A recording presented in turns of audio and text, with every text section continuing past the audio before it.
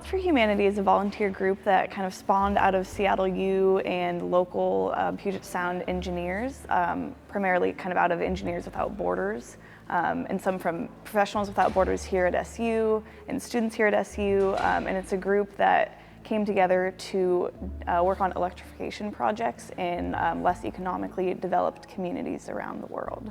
My role with KiloWatts for Humanity has kind of been the treasurer. I started 2 years ago volunteering with Louie and Steve Zambia, who both work out of the electrical engineering department.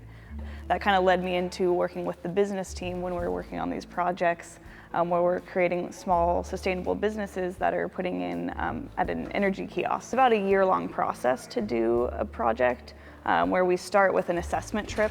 And so just a couple of people will go to the site and kind of evaluate what the community needs are, what kind of energy would make the most sense there. And then they bring a lot of information back through surveys and what they gathered while they were there. And then we form teams. And then those teams develop the business plan, what the microgrid specifications are, how we're going to get the data logger set up with the microgrid so that real-time data can be sent back to us in the US every minute and is available on the web for anyone to see.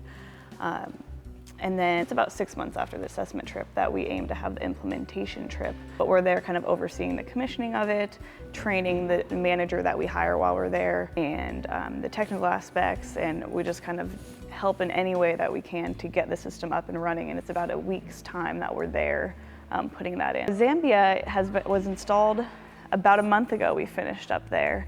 And since then, since day one, they've been doing phone charging and rentals of these solar home kits. So those come with their own solar panels. They provide 2 lights that people can put in their homes that currently don't have any lighting, and then they can also charge phones off of those.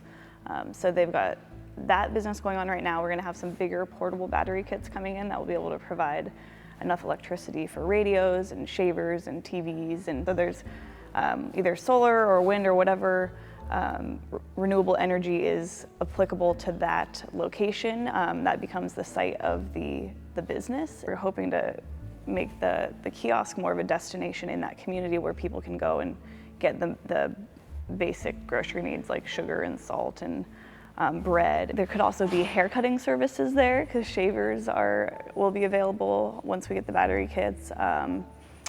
There could also be some chickens being raised in the kiosk because that way, if there's lighting available, they can grow faster, and so they'd be able to provide those to community members as well. So there's a lot of options that we're considering right now. It's all set up and done now. The technical part of it, it's painted with its nice logos on it and whatnot of Louie Community Solutions is the in-country NGO that funded the project or worked with us to fund the project. That's one thing we've really learned is as much as we think we want to go there and bring these portable battery kits because it'll provide the in-home lighting and it'll be safe and give them small electrical devices, it turns out that it's not the biggest need almost. It's just having the electricity in the community is a huge benefit to everyone.